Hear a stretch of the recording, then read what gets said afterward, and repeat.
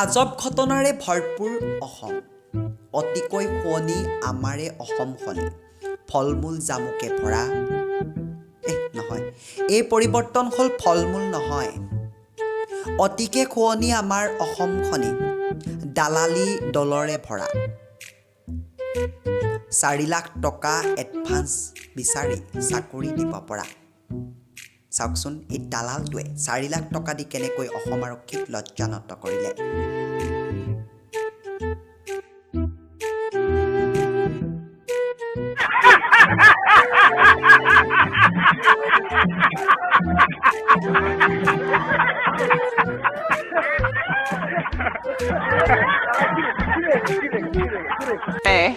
Non devo ridere, sai?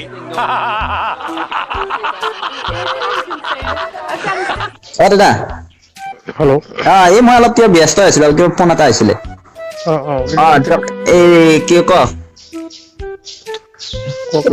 মানে মানে শুনক, মানে বেলেগ একো নাই, মানে প্ৰচেছটো কেনেকে কি কৰিব লাগে তো আপুনি জাষ্ট ক'লে হ'ল আৰু, মানে পিছত আপোনাক লগ কৰিম বা এনেকুৱা ধৰণৰ আৰু। তুমি এক্সামটো দি দিয়া। হয়, এক্সামটো তুমি এটেণ্ড থাকা, যেনেকে এটেণ্ড থাকিব লাগে তেনেকে থাকা। হয় হয় হয়। আৰু তুমি মিনিমাম আৰু পইচা দিব লাগিব, চিধাকে কৈছো। আৰু আগতীয়াকে পইচা দিব নালাগে। হয় আগতীয়াকে হয় তোমাৰ মিনিমাম কিবা এটা দিব লাগিব।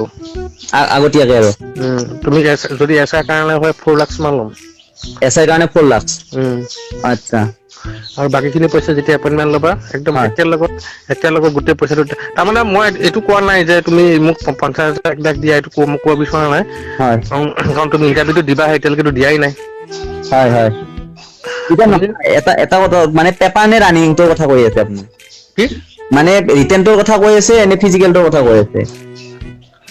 মই যেনিবা তোমাৰ ৰিটাৰ্ণ বুলি ক'লো বা ফিজিকেল বুলি ক'লো, তুমিতো তোমাৰ প্ৰতিটো বস্তুটো ভাল হ'ব লাগিব না। ৰিটাৰ্ণ মই যেনিবা তোমাৰ যদি ৰিটাৰ্ণ বেয়া হৈ যায়, তুমি তেতিয়া পাবা নেকি? হয়, সেইটোৱেতো ৰিটেনটো বেয়া হ'লে সেইটোৱে প্ৰব্লেম মোৰ। মই গোটেই চিষ্টেমটোৰ কথা কৈ আছো। হয় হয় হয়। তাৰমানে গোটেই চিষ্টেমটো মই এইটো ক'ব বিচাৰিছো, এপইণ্টমেণ্টখন তুমি পাব লাগে। হয়, এপইণ্টমেণ্টখন পাব লাগে। ষ্টেট ফৰৱাৰ্ড কথাটো সেইটোৱে। হয় হয়। তুমি এপইণ্টমেণ্ট পাবৰ কাৰণে যিখিনি প্ৰচেছ হয়, গোটেইখিনি মই কৰিম, সেইখিনি চিন্তা কৰিব লাগে। ফাৰ্ষ্ট টাইম তুমি, মই এইটো ক'ব বিচৰা নাই যে তুমি মোক ইমানটো পইচা দিয়া। তুমি 10-20,000 কিবা 20-30,000 মান পইচা দি ৰাখা। ইয়াৰ পিছত যেতিয়া তোমাৰ মেৰিট লিষ্টত নাম আহিব, মেৰিট লিষ্টত নাম আহিব, তুমি দেখিবা যে মোৰ মেৰিট লিষ্টত নাম আহিলে। আৰু যেতিয়া এপইণ্টমেণ্ট ল'বা, এপইণ্টমেণ্ট লওঁতে বাকী পইচাটো দিবা। হয়, এইটো তাৰমানে আপোনাক কেতিয়া মই পেমেণ্টটো কৰিব লাগিব? 20 তাৰিখ কিমান আহিব? তুমি আজি কৰা পাৰিলা। প্ৰচেছটো কেনেকুৱা? পইচাটো তুমি এটা কাম কৰা, তোমাৰ এডমিটখনটো এতিয়া বৰ্তমান পালা তুমি? এডমিটখন ওলাইছে মোৰ এছআই। এছআই এডমিটখন মোক PDF কৰি দি দিবা। হয়। এডমিটখন দিয়াৰ পিছত তুমি পইচা এটা দি ৰাখা। কি কৈছে বুজি পোৱা নাই। মানে এডমিটখন আপোনাৰ হোৱাটছএপত মই দি দিলো। তুমি ধুনীয়াকে PDF কৰি পিনি হোৱাটছএপত দিলা মোক, তোমাৰ যিখন এডমিট। এডমিটখন দিয়াৰ পিছত মিনিমাম পইচা এটা 20-30,000 মান পইচা দি ৰাখা। পইচাটো মই ক'ত দিম? বেংক আপোনাৰ নেট বেংকিং কৰি দি দিম মই। তুমি এটা কাম কৰা, মই ভাল কথাটো কৈছো, তুমি এতিয়া মোক সদ্যহতে আজি পাৰিবা নেকি পইচা দিব? আজি মই ট্ৰাই কৰিব লাগিব কিন্তু দিয়ক আজি। তুমি আজি নহ'লেও কালিৰ ভিতৰত মই কিবা এটা ব্যৱস্থা কৰি দিম আৰু। তাৰমানে ইয়াত কণ্ডিশ্যন আছে কি, মই তোমাক অলপ ষ্ট্ৰেটকে কৈছো। তাৰমানে চিষ্টেমটো কি, পইচা নিদিলে কথা পাতিবলৈ প্ৰব্লেম হয় মোৰ। মই চিৰিয়াছ কথা কৈছো দেই।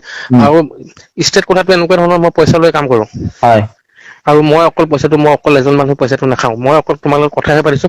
আৰু এনেকুৱা কিছুমান ডাঙৰ অফিচাৰ আছে, যিবিলাকৰ কথা ক'লে, যিবিলাকৰ মানুহৰ নাম ক'লে তুমি ভাবিবা এনেবিলাক মানুহ পইচাটো, গোটেই চিষ্টেমটোৱে পইচাটো পায়।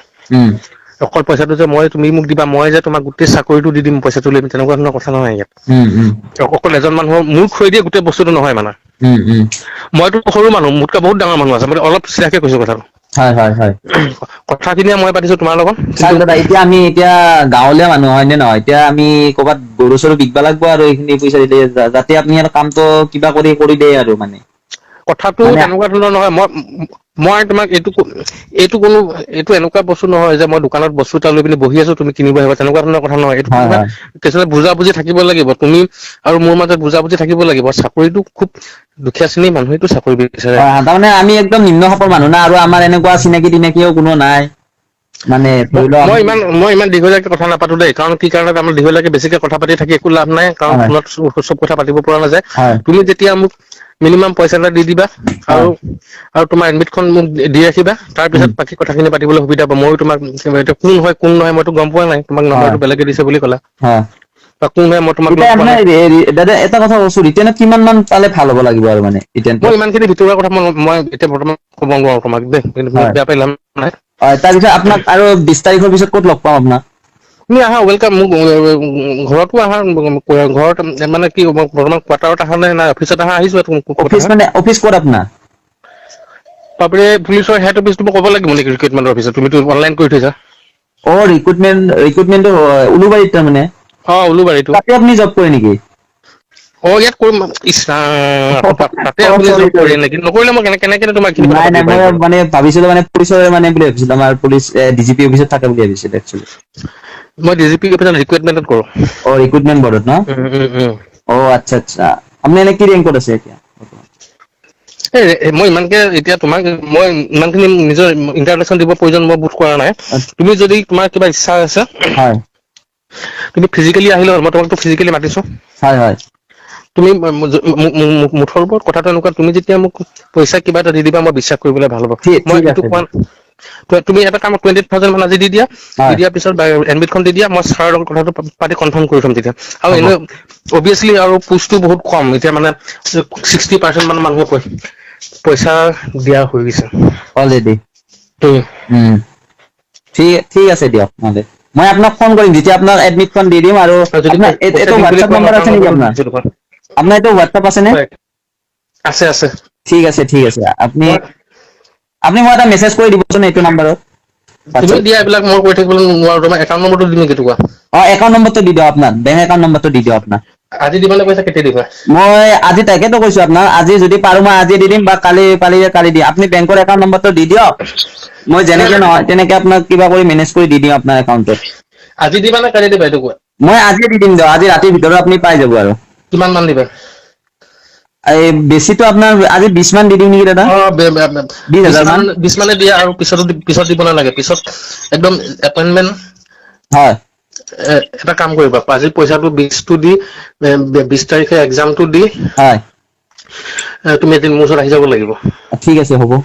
এদিন আহি যাবা, অহাৰ পিছত ভালকে কথাখিনি পাতি আৰু ল'ম। দাদা চাওক, তাৰপিছত আপুনি এটা কথা কওক, আপুনি চাওক মই এতিয়া আপুনি কৈছে 4 লাখ টকা, ঠিক আছে। পিছত আকৌতো ফিগাৰটো বাঢ়ি নাযায়তো আপোনাৰ? ফিগাৰ বাঢ়া নাবাঢ়া কথাটো তুমি সেইটো নকবা। 4 লাখৰ কমত 1 টকাও নহয়, কিন্তু পইচাও নাবাঢ়ে। 4 লাখ মানটো ফিগাৰটো বাঢ়ি নাযায়। সেইটো কাৰণে তুমি টেনচন ল'ব নালাগে। ঠিক আছে দিয়ক।